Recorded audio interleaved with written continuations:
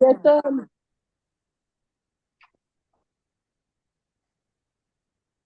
je t'aime, ô Éternel, ma force.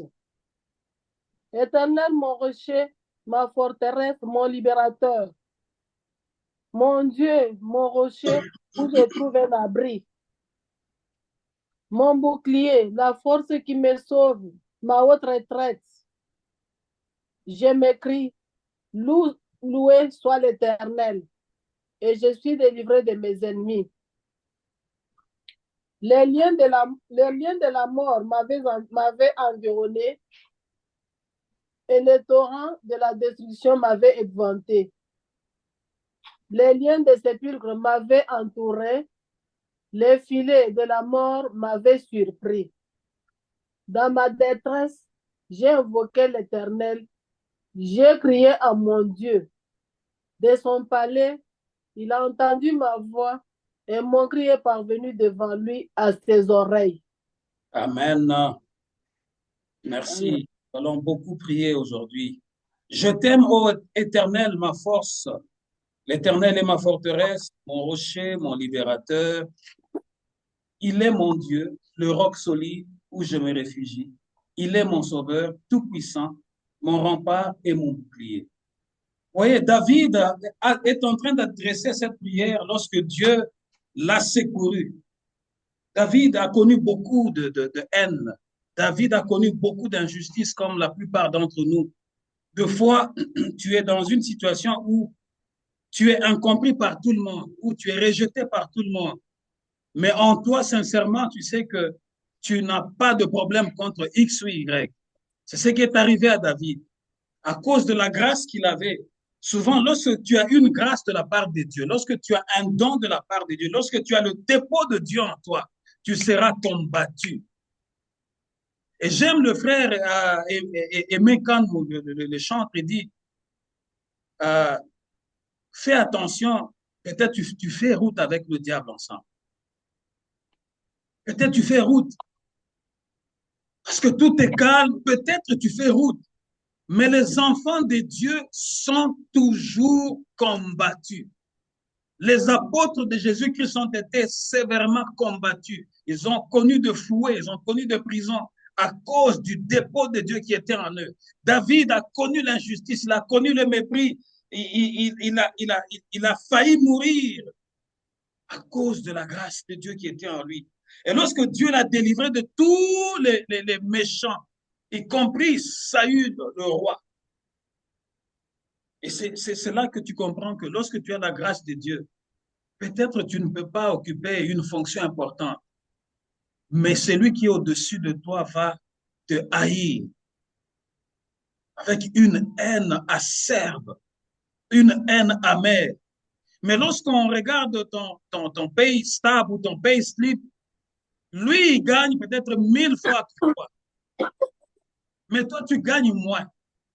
Mais il est en train de te haïr. Il te haït à cause de ce que Dieu a déposé en toi. Et David a commencé à dire au début de ce psaume, il dit, l'Éternel, ma forteresse, mon rocher, mon libérateur. David a commencé, il entre dans le psaume en donnant les attributs de Dieu, ce que Dieu est. Dieu est qui pour toi? David entre devant la face de Dieu et commence à dire ce que Dieu est pour lui. Voilà pourquoi je dis, le 3 jours de prière, nous allons nous consacrer pour Dieu. Qui est Dieu pour toi? David commence à dire ce que Dieu est pour lui. Il donne le nom. Il dit, il est mon Dieu, le roc solide où je me réfugie. C'est-à-dire que lorsque tu te réfugies auprès des hommes, les hommes, à un certain moment, ils vont vaciller. À un certain moment, ils vont dire, ah non, on n'a plus de place, tu sais, il y a mon cousin qui va venir, donc commence à te préparer pour aller chercher ailleurs. Mais Dieu ne te dira jamais ça. Est-ce que je parle à quelqu'un aujourd'hui? J'aimerais dire à quelqu'un aujourd'hui, tel que tu me vois sans Dieu, je ne vaux rien. Sur le plan académique, c'est vrai, je suis allé à l'école. Je suis allé à l'école. J'ai eu un premier diplôme du premier cycle en génie civil BTP. Ce n'est pas facile. Je suis retourné encore. J'ai eu un deuxième diplôme en génie civil, Bac plus 5, ingénieur BTP. Comme on dit au Congo, ingénieur BTP full, Bac plus 5. C'est rien. Je suis venu ici, je suis rentré encore à l'école. J'ai, j'ai, moi, je ne suis pas quelqu'un qui vacille en suivant le mouvement des autres. Je suis venu, personne ne m'a dit ce qu'il fallait faire. Parce que nous sommes dans un pays où, quand quelqu'un est en train de voir la lumière, il ne veut pas dire à quelqu'un d'autre. Il te laisse t'embrouiller pendant 10 ans, pendant 5 ans. Tu tournes en rond. J'ai rencontré des gens comme ça. Quand je converge, j'ai fait 10 ans, j'ai fait 8 ans, j'ai fait 10 ans, j'ai fait 15 ans. Mais moi, par la grâce de Dieu, je suis venu avec l'huile qui était en moi. Dans la prière, l'Éternel lui-même m'a frayé le chemin. Je suis rentré encore, j'ai eu encore un autre diplôme. Je ne suis pas allé ni à gauche ni à droite, j'ai affronté encore le génie civil. Et ceux qui connaissent le génie civil, là, il n'y a pas de cours de littérature. Là, ce n'est que de cours de mathématiques, plus de cours de logiciels. J'ai encore affronté, j'ai eu encore un autre diplôme. Mais je voudrais te dire que malgré tous les diplômes que j'ai en génie civil, tous ces diplômes ne valent rien. Pour moi, c'est Jésus qui vaut tout. Parce que si tu m'enlèves Jésus, si je peux avoir tous ces diplômes que j'ai, mais sans avoir Jésus, je suis nul. Je vous dis vrai, je suis nul sans Jésus. Mais avec Jésus, je suis tout. Ça dépend de ta conception à toi, comment tu prends les choses. Je vois l'image de David. David sait que sans Dieu, il est nul. Dieu, tu es mon roc. Il donne les attributs de Dieu. Tu es mon roc, tu es ma forteresse. Il est mon sauveur tout-puissant, mon rempart et mon bouclier. Tout ça, David, c'est le nom pendant qu'il prie. Il dit, Seigneur, tu es mon rempart tout-puissant. Un rempart, c'est-à-dire, c'est le dernier lieu où tu vas te jeter quand tu as un problème. David est en train de dire, c'est tellement profond ce psaume ici.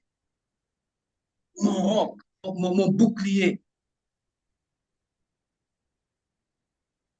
Loué soit l'Éternel. Quand je l'ai appelé, j'ai été délivré de tous mes ennemis. Vous voyez, lorsque tu appelles l'Éternel, l'Éternel répond toujours. Et David dit, j'ai été délivré de tous mes ennemis. Au verset 5, il dit, la mort m'en serrait de ses liens. Et comme un torrent destructeur m'est terrifié. L'esprit de la mort était déjà autour de David. L'esprit de mort était là. David a frôlé la mort plus d'une fois. L'esprit de mort était là, comme un peu chacun d'entre nous. Le peuple de Dieu, je ne vous mens pas, la mort n'est pas loin de nous. La mort est toujours là avec nous. Mais ce qui fait que la mort ne puisse pas nous enfermer de ces liens, ce n'est pas notre intelligence, ce n'est pas notre nom de famille, ce ne sont pas nos origines, c'est la présence de Dieu. Parce que la mort est là à quelques centimètres de nous. La mort, chaque jour que tu te lèves, tu conduis, la mort est là. Bénis l'Éternel quand tu sors et tu rentres. Ce n'est pas ton intelligence, ce n'est pas le nom de ta famille et les gens qui s'accrochent au nom de la famille. Ce n'est pas ta connaissance, ce ne sont pas tes diplômes si tu en as aussi, comme moi je les ai. Ce ne sont pas ça, mais c'est la présence de Dieu.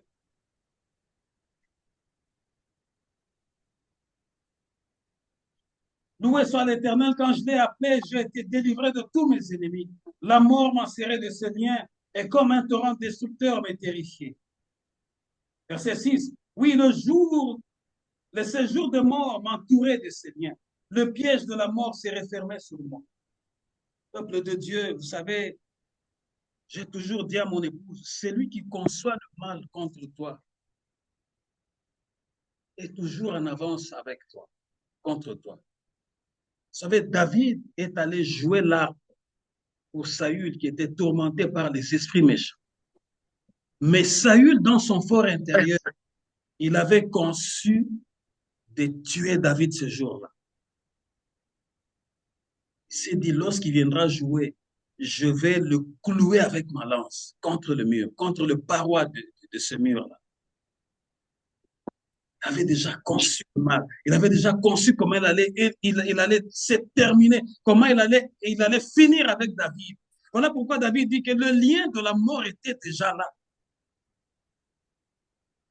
Il a jeté la lance. Il n'y a que Dieu qui a bougé David de quelques centimètres. La lance est entrée à côté de David.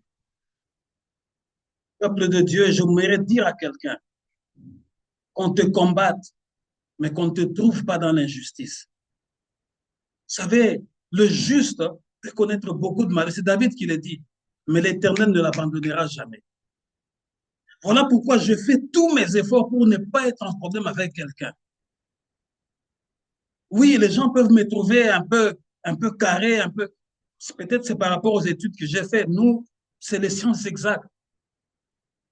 Quand on t'enseigne, même quand on m'enseignait ici, on te dit, on ne peut pas on ne peut pas, dans ce que vous faites ici, là, on me disait ça au Canada, on ne peut jamais te donner un diplôme de 50%, non. Tu auras calculé le pont, et si le pont s'écroule, il faut être au-delà des 60. Parce que tout est calculé au millimètre près. C'est ça où c'est pas ça. Je vous dirais, euh, j'ai eu en tant qu'inspecteur, là où je travaille, je n'ai pas préparé ça, mais je parlerai quand même de ça même l'année prochaine. Je suis allé sur un chantier, je suis arrivé, ils étaient déjà là en train de faire les choses. Je suis arrivé, j'ai sorti mon plan parce qu'aujourd'hui, avec la technologie, le plan, ce n'est pas. Moi, j'ai commencé dans la construction et je vais vieillir dans la construction. Au début, quand on commençait, c'était de plan papier. Tu arrives sur le chantier, tu déploies ton plan papier, tu commences à regarder les choses à vérifier. Mais aujourd'hui, tout est dans le système. Donc, tu as tout dans ton iPad. Je descends, j'ouvre mon iPad, j'ai tellement beaucoup de projets, j'ouvre l'adresse, j'ouvre le plan de cet endroit-là, je regarde et je pars maintenant inspecter. Je suis un inspecteur. Mon rôle, c'est d'inspecter les autres pour voir si tout est dans les normes. Je prélève mes mesures. Je note dans mon iPad, j'enregistre le fichier. Je m'en vais voir ailleurs. Mais puisque cette compagnie-là, et je vous dis, ce ne sont pas les Blacks, hein, ce n'est pas les Noirs ici. C'est eux-mêmes les gens d'ici. Moi, j'ai fait mon travail. Je prends mes mesures, j'enregistre, tout est sauvegardé. Puisqu'ils avaient manqué seulement de positionner la structure de 2 mètres, la suite a été catastrophique. Vous voyez, dans notre domaine, 1 mètre, 2 mètres, 0,75, ça joue pour la suite. Aujourd'hui, ils étaient contents, ils ont positionné, oui, l'inspecteur était venu, tout était bon, mais c'était à la suite. Il fallait fermer ce chantier-là. Et qui doit faire le rapport? C'est moi qui fais le rapport. Je ne suis pas là pour blaguer, pour plaire aux gens. Peut-être je suis strict comme ça par rapport à mes études et aussi comme Dieu m'a amené dans son œuvre à lui. Je suis quelqu'un qui aime être correct. Ne pas être influencé par ceci ou par cela. Je vais te dire ce que j'ai à te dire. Spirituellement, que tu l'aimes ou tu l'aimes pas, tu finiras par comprendre le jour où ça va arriver. David était là il était déjà en train de mourir. Mais Dieu l'a secouru de la mort. Alors dans ma détresse, j'ai appelé l'Éternel vers mon Dieu. Je lançai mon appel au secours. Mon cri parvint à ses oreilles et de son temple, il m'a entendu. Il m'entendit. Pendant que David était dans la détresse, il a crié non pas vers son père, non pas vers sa famille, mais il a crié vers l'Éternel. Un enseignement profond. Ah non, dans ma famille, on m'a abandonné, tout ceci. Viens courir à l'église. Est-ce que je parle à quelqu'un aujourd'hui? L'Église, c'est la famille de Dieu. La Bible dit que la maison de Dieu sera appelée la maison de la prière. J'ai des problèmes avec mes belles-sœurs, j'ai des problèmes avec X, Y. Viens dans la présence de Dieu, viens dans la maison de Dieu. Tu cherches tellement à acheter des cadeaux pour acheter la conscience de X, acheter la conscience de Y, mais alors qu'avec Dieu, tu es à une bonne distance. Les jours où j'ai toujours dit, les jours où cette personne-là aura une brèche, il te frappera.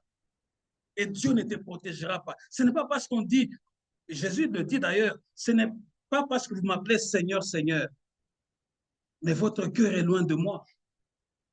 Tu peux l'appeler Seigneur, mais tu vas mourir. Parce que ton cœur n'est pas purifié par le Saint-Esprit. Toi-même, ta conscience est surchargée. Toi-même, tu ne vis pas une vie d'intimité avec Dieu. Toi-même, tu ne vis pas une vie de consécration envers Dieu. Mais le jour où l'ennemi va trouver une brèche, il va te frapper. Mourir, c'est facile, mais réveille-toi après la mort. Lisez-moi versets 14 à 23. Même chapitre.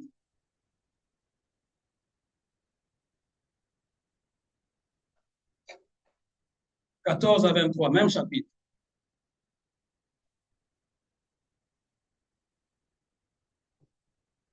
Moi, Julie n'est pas là. On lit rapidement.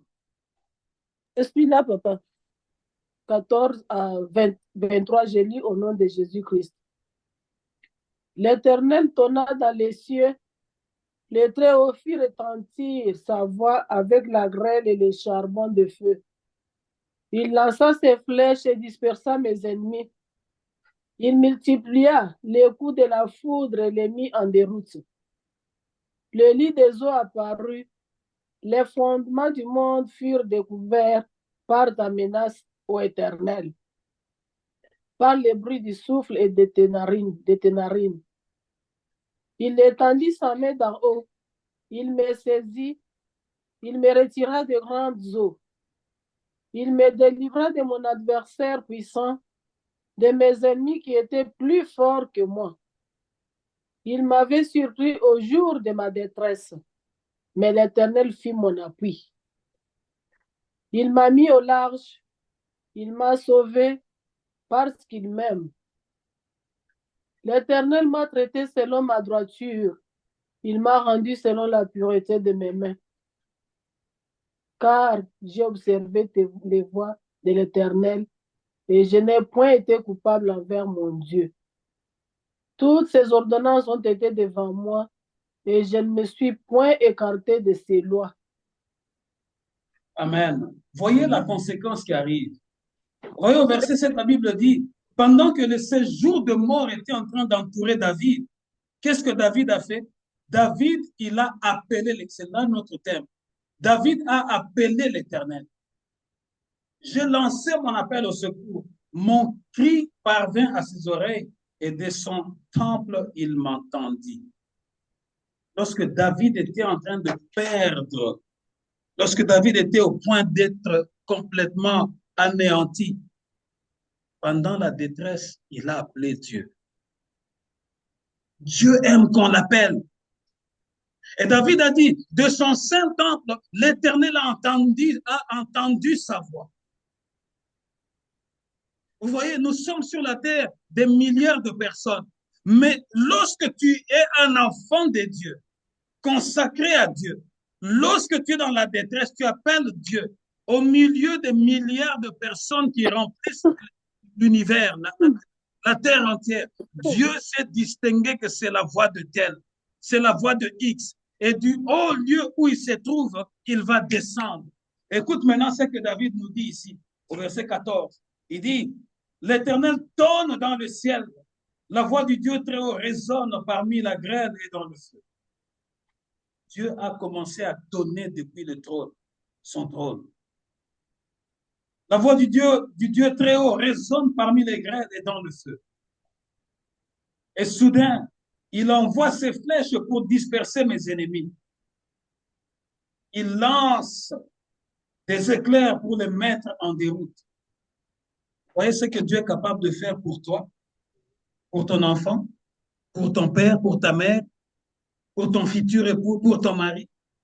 Lorsque tu vois que sa situation est en train de perdre, lorsque tu vois que tout le tableau médical est négatif, appelle l'Éternel. Ne panique pas. Ce qui détruit les enfants de Dieu, le premier ennemi des enfants de Dieu, c'est la panique. Lorsque tu paniques, le diable s'infiltre. Et lorsque le diable s'infiltre, c'est fini. Tout ce qui va venir à la suite, ça ne sera qu'une succession de panique. David était le lien de la mort avait déjà entouré David. Mais pendant cette détresse, il a appelé Dieu. Et David dit que son cri parvint jusqu'au trône de l'Éternel. Et Dieu a parlé du haut des cieux. Et Dieu est descendu. J'aime le verset 14. Il dit, l'Éternel tourne dans le ciel. Il tourne pour qui?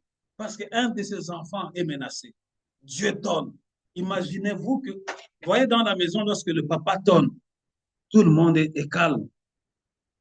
Parce que c'est le papa qui part dans la maison.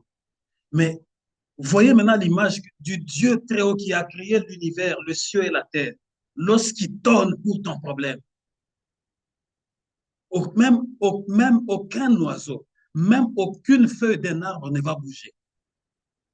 Représentez-vous un peu cette image. Rien ne va bouger parce que Dieu a tonné, parce qu'il a entendu le cri de ton cœur. Ndeko, ozo bika, ozo vivre, lokola moto nyonso parce que éviter.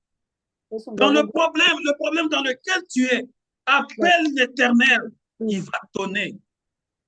Et lorsque Dieu va tonner, tout sur la terre va obéir. Tout sur la terre va obéir à la voix de l'Éternel. Verset 15. Et soudain, il envoie ses flèches pour disperser mes ennemis. Vous voyez? Généralement, on dit, Babeti est flèche. Babet. Vous voyez? Généralement, dans le langage des enfants de Dieu, dans le combat spirituel, on parle souvent de flèches. Oh, Babeta qui est flèche. Babeta qui est flèche. Peuple de Dieu, il n'y a pas que le diable qui a de flèches. Lorsque Dieu tourne pour toi, il va envoyer les flèches en désordre. Il va envoyer plusieurs flèches qui vont aller détruire, déstabiliser le trône du diable. Dieu, je te prie aujourd'hui, tu vas prier pour ma flèche mais les flèches que Dieu va lancer ce matin vont aller disperser tes ennemis. Il y a des choses cachées qui vont se révéler. Les flèches de Dieu vont aller disperser les ennemis. Ils vont aller dans tous les sens comme les abeilles. Vous voyez, quand tu touches le nid d'abeilles, les abeilles vont dans tous les sens. Aujourd'hui, je prie que l'Éternel le fasse dans ta famille. Je prie que l'Éternel le fasse là où tu travailles. Ils vont aller dans tous les sens. Dieu va lancer ses flèches. Or, ce qui rassure, les flèches du diable n'atteignent pas toujours leur cible. Il faut noter ça. Les flèches du diable n'atteignent pas toujours leur cible, mais les flèches de Dieu ne ratent jamais. Est-ce que je parle à quelqu'un aujourd'hui? Dieu va lancer ses flèches. Il va les lancer, que tu sois au nord du Canada, que tu sois au sud, que tu sois à l'est, que tu sois en Afrique. Les flèches de Dieu ne ratent jamais. Les flèches de Dieu ne ratent jamais. Les flèches vont aller avec précision. Et tu vas entendre des cris dans le camp de tes ennemis. Parce que les flèches de Dieu vont les disperser tous. Seront tous mis en déroute.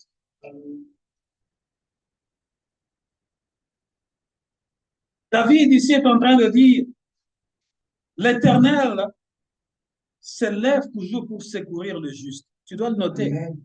Quand tu es juste, Dieu va s'élever pour te secourir. Quand tu es juste, sache que l'Éternel s'élèvera pour te secourir. Quand tu es juste, lorsque Dieu va donner, il lancera les flèches qui vont disperser tes ennemis. À Tabaya qui 1000, ils seront dispersés devant toi. Ils seront dispersés. David veut nous dire ici que l'Éternel arrache les justes entre les mains des méchants, aussi longtemps qu'il reste fidèle à Dieu. Aussi longtemps que tu vas rester fidèle à ton Dieu, Dieu va t'arracher. Tu étais déjà dans leurs mains. Tu étais déjà dans leurs calculs. Et je viens te dire bah, ça là qui va calculer à ma baie. Quelqu'un peut retenir cette phrase? Ils ont fait de mauvais calculs sur ta vie. Ils ont fait de mauvais calculs. Ils ont fait de mauvais calculs parce que pendant qu'ils seront dans leur fête, la main de Dieu va venir t'arracher de là. Il va t'arracher au milieu de leur fête aussi longtemps que tu lui appartiens. Leurs calculs seront de mauvais calculs. Ils auront fait des développements un peu comme quand tu fais les développements d'intégrales. Ceux qui connaissent les mathématiques savent. Et tu auras fait des développements, mais à la fin, on vient te dire que tous les développements que tu as fait, ce n'était que de faux développements. C'est comme ça ce qui se passera dans le camp de nos ennemis.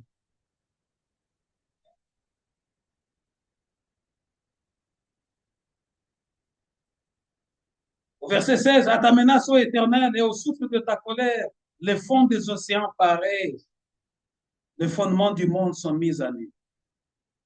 Du haut du ciel, il étend sa main pour me prendre et me retirer de grandes eaux, m'arracher à mes adversaires, à mes rivaux plus forts que moi. Ils peuvent être plus forts que toi. Sache que Dieu finira par t'arracher entre leurs mains. Et sache aussi que tout ce qui est caché, lorsque Dieu descend, il n'y a rien de caché devant l'Éternel. Ne sois pas surpris. Quelqu'un qui prie souvent, tellement qu'il a la présence de Dieu, Dieu finit par lui révéler ce qui est caché dans l'homme. Tu vas juste voir qu'il était proche de toi. À un certain moment, il n'est plus proche de toi. Ce n'est pas lui, c'est l'esprit qui agit en lui. Et cet esprit qui agit en lui vient de l'Éternel. Et Dieu qui connaît ce qui est dans le cœur, c'est ce que la Bible dit, il sonde l'esprit. Et comme Dieu sonde l'esprit, il va dire, il va juste faire sortir son oin, il va juste faire sortir son enfant du milieu de mon cœur. Ah, comment il ne vient plus chez nous?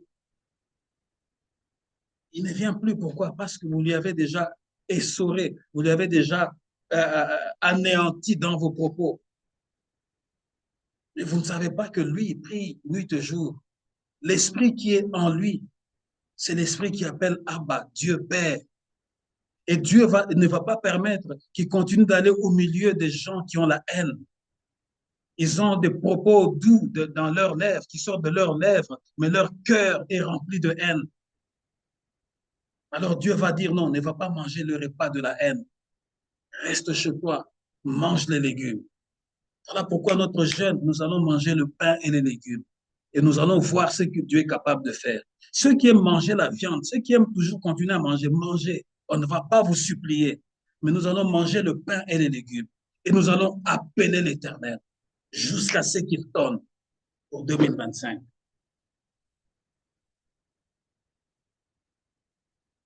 Il m'a retiré du danger, il m'a délivré car il m'aime. Oui, l'Éternel a bien voulu me traiter selon ma justice. Il a vu mes mains, il a vu que mes mains sont pures. L'Éternel m'a récompensé. Vous savez, lorsque tes mains sont pures, Dieu finira par te récompenser. Dieu finit par récompenser ceux qui persévèrent et ceux qui ont les mains pures. Vous savez, nos mains peuvent être tachées. Ce n'est pas seulement parce que tu as tué l'homme comme ça physiquement avec un couteau ou avec une arme à feu, mais tu peux tuer l'homme par la trahison. Parce que tu as trahi quelqu'un par tes paroles, par tes propos. Tu l'as déjà vendu. Tu as sali tes mains. Lorsque tu as raconté de fausses histoires sur quelqu'un, tu l'as déjà tué. Tuer, c'est pas seulement utiliser le couteau ou bien une arme à feu. La calomnie, c'est une forme de tuer quelqu'un. Tu as propagé des nouvelles, mais qui ne sont pas de bonnes nouvelles. Alors que la parole de Dieu, c'est celle-là la bonne nouvelle, la vraie bonne nouvelle. Tu as critiqué, tu as complètement avili la personne. Tu l'as déjà tué. Tes mains sont sales. Voilà pourquoi lorsque tu cries à l'Éternel, il n'entend pas ta prière. La Bible dit que la main de l'Éternel n'est pas courte. C'est ce que ma Bible dit. Mais ce sont nos péchés qui nous éloignent de Dieu. Voilà pourquoi tu vois, il y a d'autres personnes au milieu de nous qui vivent, ils ont des infirmités dans leur corps, dans leur chair. Mais tantôt, ils viennent à la prière, mais ils continuent d'être infirmes dans leur corps et dans leur chair. Dieu est capable de te sortir de cette infirmité, de te sortir de cette maladie, de te sortir de plaies que tu as. Il faut avoir des mains pures, avoir un cœur pur, être disposé à Dieu. Parce que rien n'est impossible à celui qui... C'est ce que ma Bible dit, rien n'est impossible à celui qui croit. Rien, alors rien. La personne qui vous parle, moi qui vous parle ici, je vous ai déjà dit ça 1000 fois. Pour ceux qui n'ont jamais entendu ça, on a failli m'amputer ma jambe droite. Frère, j'ai eu la plaie qu'on appelle ulcère, c'est une forme de cancer. Ceux qui connaissent maman et moi à l'époque, P19, c'est l'endroit où quand tu entres là-bas, toi-même, tu es comme paralysé. Rien que quand tu entres là-bas, tu es comme paralysé. Il y a toutes sortes de plaies qu'il y a dans ce monde. Donc, tu ne peux même pas supporter de regarder. C'est là qu'on m'avait amené. Mais parce que mon cœur était juste en tant que jeune garçon, mon cœur était juste et je venais de commencer mes études de construction pour devenir ingénieur plus tard. Mais dans le plan du diable, pendant qu'on priait, il y a eu des paroles de connaissance qui sortaient. Le diable voulait que quand on allait m'amputer, je n'allais pas résister, j'allais mourir. Parce que j'allais juste perdre mon espoir de vivre à cause d'une partie de mon corps qu'on allait enlever. Mais puisque mes mains étaient pures, mon cœur était pur, je vous dis une histoire vraie. 1 année, 6 mois, j'avais cette douleur-là en moi. Dieu peut enlever ton infirmité. Est-ce que je parle à quelqu'un aujourd'hui? Si ça n'arrive pas, c'est parce que tu ne te disposes pas sincèrement vers Dieu. Dieu n'est pas un féticheur. Il est le créateur du ciel et de la terre. Lorsque tu t'approches de lui, ma Bible dit ceci. Dieu, lorsque tu t'approches de lui, tu dois croire qu'il existe et qu'il est le rémunérateur de ceux qui le cherchent. Je pratique la Bible. Il n'y a pas de magie. Dieu m'a sorti de là. His hand snatched me, comme on dit en anglais. Sa main m'a sorti de là. J'ai ma jambe, j'ai fini mes études, je me suis marié, j'ai des enfants, je suis au Canada et je continue à prêcher la bonne nouvelle. Ne venons pas faire de blagues avec les choses de Dieu. Aux hommes meka. Tantôt tu viens, tantôt tu te caches. Comme c'est l'hiver, tu vas te cacher sous ta couette. Tu vas hiberner pendant... Mais cesse aussi de manger pendant l'hiver. Parce que c'est l'hiver. Ne mange pas, ne bois pas. Parce que c'est l'hiver. Hypocrite que nous sommes.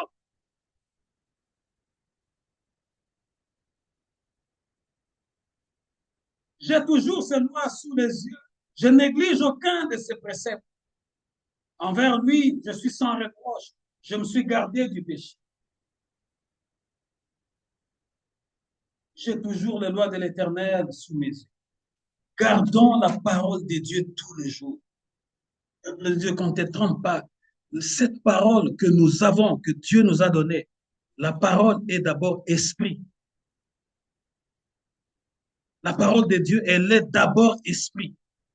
Ensuite, elle donne la vie. Voilà pourquoi nous vivons des miracles. Ma famille avait déjà découragé. Ma grande sœur pleurait du jour. Elle pleurait tous les jours. Tous les jours, elle pleurait à chaudes larmes. Pourquoi? Parce que les événements que moi j'ai vécus, on venait de perdre, donc je venais de perdre celui qui venait juste avant moi. Il est mort très jeune. Et du coup, moi j'ai des problèmes. Il sait. Et qu'est-ce qui se passe dans cette famille? On vient à peine d'enterrer un jeune, mais voici un autre jeune qui est en train de vivre un cancer non justifié. Je vous assure, il y a un Dieu qui est assis sur le trône. Ce n'est pas des histoires que je vous raconte. Voilà pourquoi moi j'aime Dieu de tout mon cœur et de toutes mes forces. Je vous ai dit ici, en prélude, je dis, Si tu enlèves Dieu en moi, je ne vaux rien. Je sais parce qu'il y a un secret entre moi et Dieu. Si tu n'as pas encore vécu de grands secrets avec Dieu, voilà pourquoi tu es un chrétien qu'on est en train de pousser. Un chrétien qui est toujours lobat. La batterie est déchargée, il faut qu'on te charge à tout moment. Mais si tu es en train de vivre des secrets avec Dieu comme David, oh la Shinta, tu vas changer ta façon de servir Dieu. Tu es capable de quitter la nuit pour aller chercher Dieu. Tu es capable d'abandonner tout pour aller fuir vers Dieu. Mais on a des infirmités qui traînent. J'ai mon bassin ceci, j'ai ma jambe cela. C'est parce que tu n'as pas encore compris qui est Dieu. Le problème que tu as là, c'est parce que tu n'as pas encore compris qui est Dieu. Tu fais de blagues avec les choses de Dieu. Tu fais de blagues. Lorsqu'il s'agit de Dieu, il faut mettre tout son corps. Il faut l'aimer de tout. C'est ce que la Bible dit. On aime Dieu de tout son cœur, de toutes ses forces, de toute son âme. L'Éternel seul est le vrai Dieu. Mais le chrétien du Canada, il aime Dieu tantôt plus tôt. Il aime Dieu quand tout roule. Quand il a le chèque, il aime Dieu. Quand il peut manger les omelettes, il aime Dieu. Quand c'est l'été, il aime Dieu. Parce que là, il va porter les chemises, il va sortir. Là, il aime Dieu. Quand c'est l'hiver, l'hiver est venu aussi. Non, toutes les saisons que Dieu nous a données ont quelque chose de bon à l'intérieur. Moi, je suis dans la construction. Vous ne pouvez pas savoir comment l'hiver nous fait mal, très mal. Très, très mal, nous, parce qu'on doit être dehors. Je parlais quand je rentrais, j'étais vers la frontière des États-Unis. Je parlais avec mon épouse, j'ai dit, on a eu très mal, très mal. Et là-bas, la neige était déjà installée. Mais il faut venir là et regarder pour que les choses soient dans la norme. Exposé à la tempête, exposé au froid. Oui, nous avons des tenues appropriées, oui, mais les doigts, à un moment donné, tu vas craquer. Mais il y a quelque chose toujours de bon dans ça.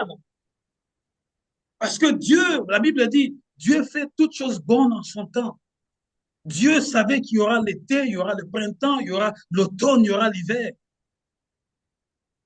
Tu ne vas pas mourir à cause de ça. Aime Dieu, continue à le servir avec ta force, avec ton intelligence. Lisons les versets 32 à 38. 32 à 38. 32 à 38. Verset 32 à 38, j'ai lu au nom de Jésus.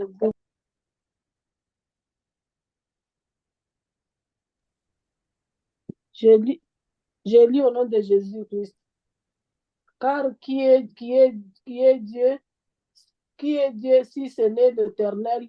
Et qui est un rocher si ce n'est notre Dieu? C'est Dieu qui me ceint de force et qui me conduit dans la voie droite. Il rend mes pieds semblables à ceux des biches et il me place sur mes lieux élevés. Il exerce mes mains au combat et mes bras tendent l'arc des reins. Tu me donnes le bouclier de ton salut, ta droite me soutient et je deviens grand par ta bonté. Tu élargis le chemin sous mes pas et mes pieds ne chancellent point.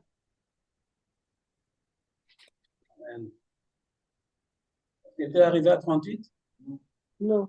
Je poursuis mes ennemis, je les atteins et je ne reviens pas avant de les avoir anéantis. Tu vois, souligne ça. Ndeko, tu vas anéantir tes ennemis. Est-ce que je parle à quelqu'un aujourd'hui? Le combat spirituel est réel, mais ça dépend d'où tu as mis tes pieds. Si réellement tu as mis, comme aujourd'hui, nous allons mettre nos pieds sur le roc. Et quiconque est parmi ceux qui veulent notre malheur, je vous dis, les flèches de Dieu ne vont pas le rater au nom de Jésus. Est-ce que tu crois à cela? Tu le verras s'accomplir. Amen. Qui est Dieu sinon l'Éternel? Qui est un roc? C'est notre Dieu. Vous voyez, David commence à s'interroger d'abord. Il dit, qui est Dieu? sinon l'Éternel? Qui est Dieu sinon l'Éternel? Qui est un roc? C'est notre Dieu. Il est Dieu, il est le roc. Vous savez, même lorsqu'il y a le vent, le roc ne bouge pas. Le roc ne bouge pas. J'étais sur un chantier, c'est au bord du lac. J'ai parlé avec l'entrepreneur qui dit, j'ai dit, mais pourquoi vous n'avez pas réussi? Il dit, messieurs, il y a le roc qui est là. J'ai dit, OK, je vais vous aider pour qu'on puisse respecter ce que la norme dit. J'ouvre, je lui montre, la norme dit, vous devez, en cas de roc, vous devez faire ça, ça, ça. Mais quand il m'a parlé, il me dit, regarde, il y a le roc. Regarde là-bas en face. Tu regardes en face, tu vois le roc, bas, du haut jusqu'en bas, parce qu'il y a un lac qui s'est créé là. Et tu vois comme les Blancs, ils aiment toujours construire aux endroits où il y a le lac, il y a des endroits un peu, ils aiment le luxe. Tu regardes, tu vois le roc. Et moi, j'étais là en train de voir le roc du haut jusqu'en bas du lac. Il y a le lac. C'est, je dirais, vraiment un lac. Mais ce qui m'a aussi impressionné, malgré qu'il y a le roc qui est visible du haut jusque là où il y a le lac, mais au-dessus, je vois quand même il y a les arbres. La grandeur de Dieu. Je me suis dit, Dieu est fort. Donc, malgré ces rocs ici, ces arbres qui sont sur le roc, Dieu permet qu'il puisse avoir des petites fissures qui vont aller alimenter les arbres que lui-même a créés. Vous voyez ça? L'Éternel est notre roc. C'est-à-dire que quand tu es sur le roc, Dieu te rend stable.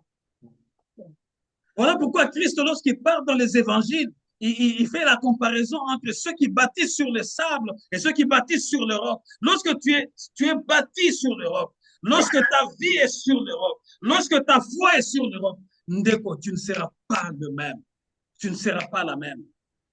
Rien que par ton parler, on peut distinguer ta vie. On va dire, non, celui-ci, c'est un homme de foi, c'est une femme de foi. Pourquoi? Parce que tu sais que tu es sur le roc. Ce n'est pas la mort qui va venir te vaciller. Ce n'est pas la pauvreté. Ce n'est pas le chômage. Peuple de Dieu, nous avons tous connu le chômage. Nous en avons connu. Nous avons connu les rejets. Nous en avons connu. Nous avons connu le manque de pain. Nous en avons connu. Nous en avons connu. Nous avions mis notre pied sur le roc. À une certaine étape de notre vie avec mon épouse, j'étais l'ingénieur principal du conseiller spécial de l'ancien président de la République, celui qui a précédé Fathi ici. Mais comment est-ce que je suis arrivé là-bas? Moi, j'étais juste un frère dans l'église, un frère vraiment fidèle. J'ai dirigé l'intercession, j'étais le modérateur principal, j'ai dirigé la jeunesse. Mais pour arriver à construire dans l'église, il y avait, vous voyez, quand l'église grandit, Dieu amène les gens qui ont beaucoup d'argent, il amène tout le monde. Il y avait un papa qui était directeur financier de Silou, ceux qui connaissent Silou, la compagnie qui fabrique les ciments du Congo. Directeur financier. Et cette entreprise-là, Silou, fait partie des entreprises Malta Forest. Il y en a qui connaissent aussi Malta Forest, qui il est. C'est un puissant riche. Il est beaucoup plus installé à Lubumbashi. Le papa voulait construire. Vous voyez, quand l'église est bénie, il voulait construire l'église. Mais pendant qu'il voulait construire l'église, moi, j'étais là, un enfant dans l'église. Frère, lui, il dit au pasteur, il dit, j'ai mes propres maçons, je vais les amener pour construire l'œuvre de Dieu. Il a amené ses maçons. Pourquoi? Parce que son fils allait faire le mariage. Il dit, j'aurai des invités d'honneur qui vont venir ici. On ne va pas être comme ça, il faut que je construise. Il a mis son argent. Peuple de Dieu, aimons Dieu avec notre argent aussi. Nous avons vu l'église, nous étions sous les rameaux. Mais l'église a été construite. Parce qu'il y a eu des gens qui ont sémé l'argent. Et ils ont été encore beaucoup plus bénis. Ce n'est pas comme les chrétiens du Canada où, à on est à salaire, vraiment. Tu es tellement calculatrice, tellement calculateur que Dieu n'arrive pas à multiplier, à ouvrir d'autres portes parce que tu regardes seulement ce que tu as. Ce n'est pas notre enseignement d'aujourd'hui. Mais le papa, il dit, je vais amener mes maçons, il a amené ses maçons, il a construit. Après, pendant la réunion de l'église, il y a d'autres papas qui disent, mais nous avons un enfant ici, il est ingénieur. Regarde comment les maçons ont fait beaucoup d'erreurs. Ils m'ont appelé dans la réunion de papa, dans la réunion des responsables. Ils m'ont associé. Ils disent, cher enfant, es-tu capable de construire? J'ai dit, oui, je suis capable. On m'a dit que tu es ingénieur. Oui, je suis ingénieur. Vous voyez, lorsqu'on ne t'a jamais vu à l'œuvre, c'est comme un peu David. David était vainqueur dans le silence. Je n'ai jamais vu à l'œuvre. Le papa aussi, beaucoup d'argent, tout ça, il ne m'avait jamais vu à l'œuvre. Il ne savait pas mon expertise. Il dit, bon, on te fait confiance, construis-nous le reste. La première des choses, les calculs que j'ai faits, la structure que j'ai représentée, ça les a dépassés. Je leur ai dit, avec la construction actuelle, on a plus tendance à cacher, à cacher les colonnes et à suspendre le plafond. Même les maçons sont venus. Oh, on n'a jamais vu ça. On a 20 ans d'expérience. Moi, je n'avais pas 20 ans d'expérience. Mais j'étais sûr que j'étais sur le roc. J'avais mes calculs. On a commencé. On a lancé une poutre. Tout le monde avait peur. Le jour du décoffrage. Mais moi, j'étais là, j'étais sûr. On a décoffré et ça a tenu dans les airs. C'est à partir de ce jour-là que leur regard à mon égard a changé. Ils ont compris. J'ai toujours dit à mes enfants, si tu es un crâne, si tu as quelqu'un qui a l'intelligence, qui a le savoir, les gens vont te respecter. Le regard a changé. J'ai construisé, mais j'étais un frère, je n'avais pas de travail. J'étais seulement là à l'église. Mais vous savez ce que je disais à Dieu? Pendant que je construisais, tu sais, l'église tellement elle était grande, le pasteur donnait le communiqué chaque dimanche. Nous avons la construction, maman, telle maman qui est touchée, prépare la nourriture pour les maçons et pour notre ingénieur. Le maman a amené la nourriture. Et partout, on a amené le foufou, on a amené le riz. Je mangeais avec les maçons, on était là, mélangé avec mon équipe. Mais moi, pendant qu'on mangeait, j'allais toujours au coin prier. Je dis, Seigneur, je suis ici en train de bâtir, mais je n'ai pas du travail. Je prie pour que quand cette œuvre va finir, que tu me donnes un endroit. Peuple de Dieu, le jour où on finissait la dernière partie, ma marraine, notre marraine est venue me chercher. Il a dit, je vais t'amener quelque part. Il m'a amené chez le conseiller spécial du président qui est sorti là. Il dit, cet enfant est un ingénieur, prends-le. Elle dit d'ailleurs, j'en ai deux. Il n'y a pas que lui, il y a un autre. Le conseiller du président dit non. Je vais prendre celui que je vois. D'autres là, comme je ne l'ai pas vu, je ne le prends pas. Mais à un certain moment, je peux couper ça. À un certain moment, on a évolué. Mais à un certain moment, vous voyez la politique, quand le président change les gens, les cabinets changent, tout ça, ça impacte tous ceux qui sont là. Nous avons été impactés avec ma maison, avec mon épouse. On a fini par manquer le loyer. Il fallait aller garder nos effets chez notre parrain, chez notre marraine. Elle est là, elle pleurait. Mais en cours de route, je l'encourageais. Elle devrait rentrer chez elle. Moi, je devrais aller chez un ami. C'est pour vous dire que le malheur viendra. La détresse viendra. Le vent viendra. Mais quel est votre fondement? Elle était à distance, moi à distance. On commençait à se voir comme si on était des fiancés. Mais on était toujours en train de prier. Ce n'est pas comme le mariage du Canada, où lorsqu'il y a un vent, vous allez juste entendre Papanzana la bango déjà, parce que le fondement n'était pas bon. Voilà pourquoi je vous prie, soyons ensemble, parce que lorsque Dieu nous a mis ensemble, il sait que la personne qui est devant vous est déjà passée devant des épreuves difficiles, peut-être plus que ce que tu vis. Et il peut te fortifier dans cette condition-là. Quand tu es sur le roc, les choses ne seront pas comme les gens qui sont sur les sables. Tu vas continuer à espérer comme David. Il dit, tu es mon roc.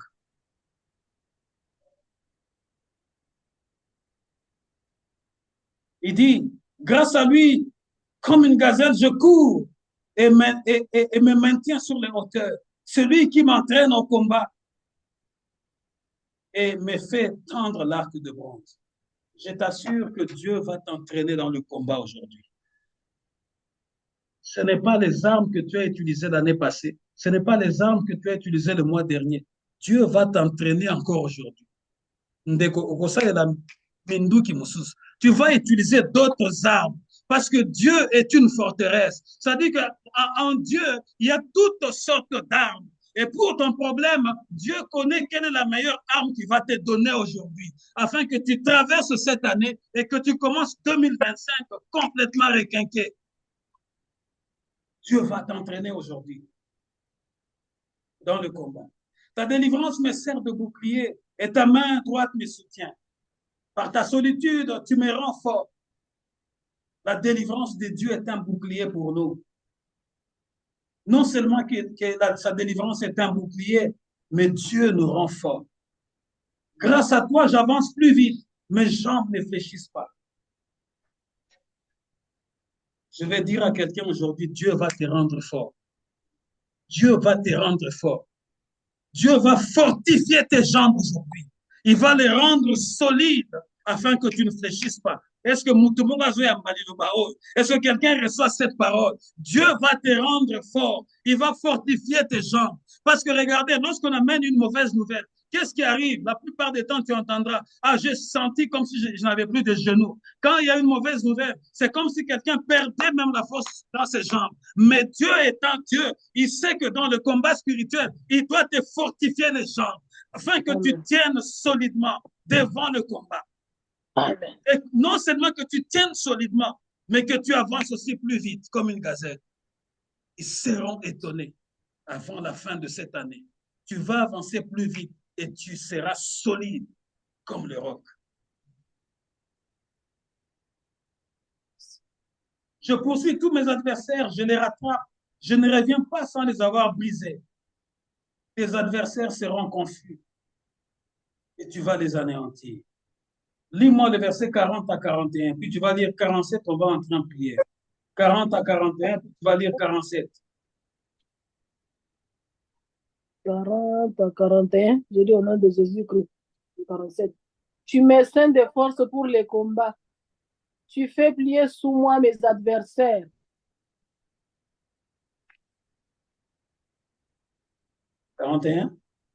Tu fais tourner le dos à mes ennemis devant moi et j'extermine ceux qui me haïssent. 47. Vive l'Éternel et béni soit mon rocher. Que le Dieu de mon salut soit exalté. Amen. Amen. Tu me rends fort pour le combat. Tu fais plier mes agresseurs. Les voilà à mes pieds. Tu mets mes ennemis en fuite. Ceux qui m'en veulent sont brisés. Dieu va te rendre fort dans le combat aujourd'hui. Parce que le combat spirituel est réel. Mais pour que tu sortes vainqueur dans le combat spirituel, tu as besoin, comme les anglophones disent, tu as besoin d'un backup. Dieu va être derrière toi. Toi, tu seras devant, mais Dieu il va être là derrière. Il te vient en renfort pour te rendre forte, pour te rendre fort pour le combat qui est devant toi. Je vous ai dit en prélude ici, Dieu nous a promis, il nous a donné des promesses, mais il n'a jamais dit que ça sera facile. Voyez, lorsqu'il a parlé à Moïse, lorsqu'il les a fait sortir de l'Égypte, il leur a dit, je vous donne tous ces territoires de Cananéens, des Amoréens, de toutes ces tribus incirconcis.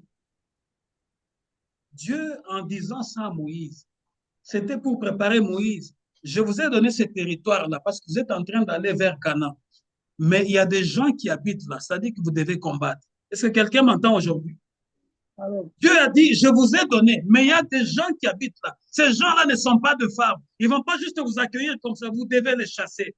Voilà pourquoi je viens de te dire aujourd'hui, dans le combat spirituel, tu as besoin d'être équipé spirituellement, que tu deviennes solide afin que tes genoux ne fléchissent pas devant n'importe qui. Que tu sois consolidé spirituellement, parce que le combat est réel. Mais pour que tu entres dans Canaan, pour que tu entres dans ta destinée, you have to fight. You have to fight. Tu as à combattre. Ce n'est pas un gâteau que Dieu te donne. Tu vas combattre pour arracher et entrer et imposer Dieu là-bas. Amen.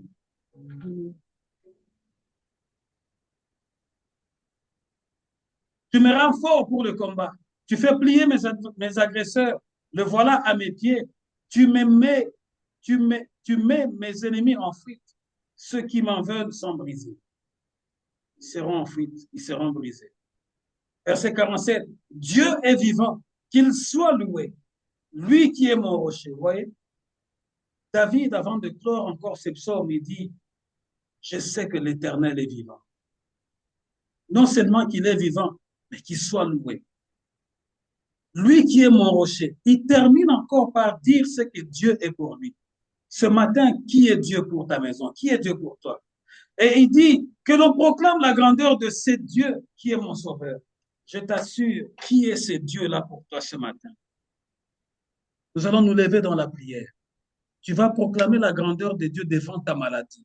Tu vas proclamer la grandeur de Dieu devant ton infirmité. Tu vas proclamer la grandeur de Dieu devant tes ennemis. Tu vas proclamer la grandeur. On se lève dans la prière. Tu vas proclamer la grandeur de Dieu devant le dossier. Je ne connais pas quel est le dossier que tu es en train de poursuivre, mais la Bible, David dit qu'il proclame la grandeur de Dieu. Rien qu'en proclamant la grandeur de Dieu, Dieu va s'élever de son trône. Il va bouger, il va faire chambouler les choses afin que toi, tu puisses arriver à ta destinée. Commence à proclamer la grandeur de Dieu. Commence à proclamer la grandeur de Dieu. Ce n'est pas l'immigration, ce n'est pas le cancer, ce n'est pas la maladie, ce n'est pas l'hypertension, ce n'est pas le diabète. Commence à proclamer la grandeur de Dieu. Proclame, proclame. Proclame la grandeur de Dieu devant le chômage. Proclame la grandeur de Dieu devant tes ennemis. Proclame la grandeur de Dieu. Proclame la grandeur de Dieu. Peuple de Dieu, je viens ce matin te dire, proclame.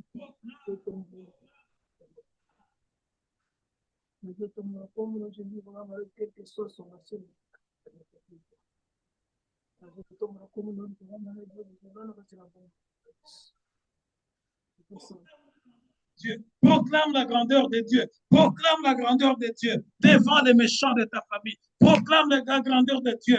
Là où tu travailles, proclame la grandeur de Dieu. Proclame la grandeur de Dieu pour les dossiers de tes enfants. Proclame la grandeur de Dieu pour ta situation actuelle. Proclame la grandeur de Dieu pour ta belle famille. Proclame la grandeur de Dieu pour tout ce qui est devant toi. Proclame la grandeur de Dieu. Proclame, proclame, proclame. Parce que Dieu est en train de te rendre forte. Il est en train de te rendre fort. Proclame, proclame. Proclame la grandeur de Dieu devant tes insuffisances. Est-ce que Motomoko de l'autre est insuffisant? Est-ce que tu es insuffisante là où tu es? Proclame la grandeur de Dieu. Dis à Dieu, tu es plus grand que mon insuffisance. Tu es plus grand que mes comptes en banque. Tu es plus grand que mon travail. Tu es plus grand que ce que je connais. Tu es plus grand que la science de ce monde. Proclame la grandeur de Dieu. Proclame la grandeur de Dieu. Là où tu es, dans ta maison, dans ta vie, proclame la grandeur de Dieu. Pour l'année prochaine, proclame la grandeur de Dieu. Dieu va consolider, il va te consolider, il va te consolider, il va te rendre fort, il va te rendre fort afin que tu ne fléchisses pas devant l'ennemi. Il va te rendre fort, il va te rendre invulnérable, il va te rendre intouchable. Proclame sa grandeur devant les sorciers, proclame sa grandeur devant les magiciens, proclame sa grandeur devant les occultistes, proclame sa grandeur devant les enchanteurs, proclame sa grandeur devant tous les incultes, proclame la grandeur. Dieu est assis sur son trône. Il va s'élever, il va s'élever, il va s'élever, il va s'élever, il va s'élever, il va s'élever pour ta situation, il va s'élever pour ton problème, il va s'élever pour tes études, il va s'élever pour ton travail, il va s'élever pour ta santé, il va s'élever pour ton mari, il va s'élever pour ta famille, il va s'élever pour cette nation, il va s'élever. Proclame sa grandeur, proclame sa grandeur, proclame sa grandeur pour tes enfants, proclame sa grandeur afin que l'avenir soit clair. Dieu va s'élever, Dieu va s'élever, Dieu va s'élever, Dieu va s'élever. Proclame, proclame la grandeur de Dieu devant ton problème. Proclame la grandeur de Dieu. Proclame la grandeur de Dieu. Proclame la grandeur de Dieu. Proclame la grandeur de Dieu. Proclame la grandeur de Dieu. Korashinde korasanda baiko. Era sanda baiko shinde korasanda. Généralement, lorsque tu poses la question à quelqu'un, il te dit, ah, pasteur, je veux bien un peu seulement. Je veux bien un peu seulement. Non, Dieu désire que tu prospères à tous égards, comme prospère l'état de ton âme. Lorsque Dieu donne, il ne donne pas un peu seulement. Lorsque le langage de un peu seulement entre dans ton langage, c'est qu'il y a quelque chose qui ne marche pas. Demande à Dieu de consolider ta foi. Demande à Dieu de te fortifier. Dieu est plus grand que ta maladie. Je te l'annonce. Dieu est plus grand que l'esprit de mort. Dieu est plus grand que la pauvreté. Dieu est plus grand que toute servitude. Toi, commence seulement à proclamer. Bandako tatola, tatola mounen anzambe, tatola, tatola, tatola. Proclame, proclame le nom de Jésus. Proclame le nom de Dieu. Il est plus grand. Il est plus grand que cette situation qui te tourmente. Il est plus grand que ta détresse. Proclame seulement. Et tu verras sa gloire, tu verras sa gloire, tu verras sa main, tu vivras le surnaturel dans le nom puissant de Jésus. Éternel, toi qui es notre forteresse. Éternel, toi qui es notre roc. Éternel Dieu tout-puissant. Éternel infaillible dans le combat. David a prié, il a crié, il t'a appelé dans la détresse. Du haut de ton trône, tu as entendu sa voix. Tu t'es levé, tu as tonné et tu as lancé tes flèches. Pendant qu'au bon de là, demande à Dieu de lancer ses flèches maintenant. Que Dieu lance ses flèches. Qu'il lance ses flèches. Qu'il lance ses flèches. Il y a des gens qui te combattent, mais qui sont dans l'ombre. Mais lorsque Dieu va lancer ses flèches maintenant, les flèches vont les atteindre. Là où ils sont cachés dans l'ombre, là où ils sont cachés dans les ténèbres, les flèches de Dieu vont les atteindre. Les flèches de Dieu. Dieu va lancer les flèches. Dieu va lancer les flèches. Dieu va lancer les flèches. Dieu va lancer les flèches. Dieu va lancer les flèches afin que tu passes. Afin que tu passes. Tu vas traverser. Dieu va lancer les flèches. Dieu va lancer les flèches. Ça va atteindre et ça va faire très mal. Ça va atteindre et ça va faire très mal. Les flèches de Dieu ne ratent jamais. Ça ne rate jamais. Rende Korasanda Baikushi. Korasanda Baikushi. Rende Korasanda Baikushinda. Sanda Baikusanda Baikushi. Rende Korasanda Baikushinda. Rende Korasanda. Rondo Korosanda Baikushinda. Korasanda Baikushinda. In the mighty name of Jesus. Dans le nom puissant de Jésus.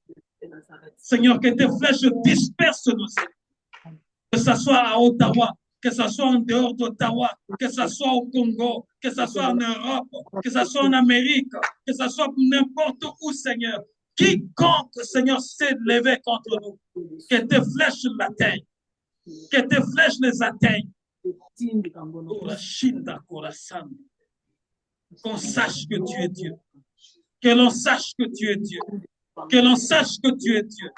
Que l'on sache que tu es Dieu. Là où je travaille, que l'on sache que tu es Dieu.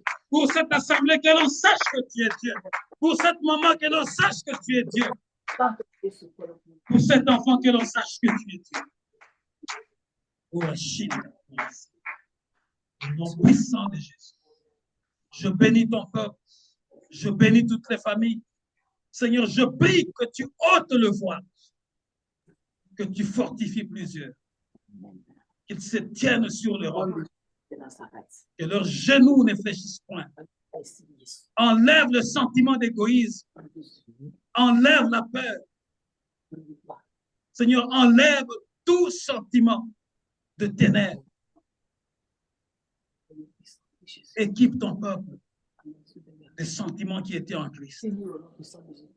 Lui qui était égal à toi, il s'est rabaissé jusqu'à la croix, à une mort honteuse. Éternel, enlève l'orgueil. Enlève l'égocentrisme. Chacun aime son coin, chacun aime sa maison, le coin de sa maison. Pour se déplacer, aller à l'église, c'est tout un fardeau. Enlève ce fardeau. Parce que tu aimes que le frère, que ton peuple demeure ensemble. Afin que tu fasses couler une nouvelle grâce. Bénis toute la semaine. Précède-nous dans nos allées et dans nos retours. Dans le nom précieux de Jésus. Nous avons ainsi prié. Amen. Amen. Nous avons l'Éternel. Amen. Amen. Que Dieu vous bénisse, que Dieu vous Dieu vous bénisse. bénisse.